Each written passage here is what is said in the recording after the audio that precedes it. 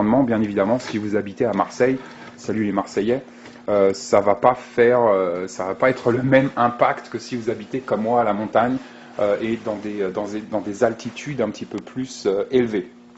On va voir aujourd'hui deux sphères de la thermorégulation. On va voir tout ce qui est passif et tout ce qui est actif, et on va commencer par le passif.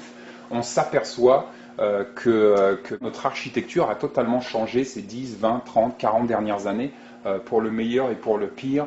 Mais donc on s'aperçoit qu'à l'époque, nos grands-parents, nos arrière-grands-parents vivaient dans des maisons qui avaient pensé, conscientisé un petit peu cet impact de la thermorégulation, et donc ils vivaient dans des pièces et dans des espaces de vie qui étaient beaucoup plus réduits qu'aujourd'hui. Aujourd'hui, on veut tous des grandes maisons, des grands appartements avec des grands espaces qui sont bien évidemment très difficiles à chauffer. Et on s'aperçoit que nos grands-parents et nos arrière-grands-parents vivaient dans des espaces très réduits qui étaient beaucoup plus faciles à chauffer. Donc dans un contexte de panne de courant où on va perdre notre chauffage central, la première chose à faire, c'est un petit peu de conscientiser et de penser à toutes ces solutions et ces stratégies de thermorégulation passive. Et donc, bien évidemment, la première chose à voir va être la réduction de l'espace de vie. C'est-à-dire qu'on ne va pas pouvoir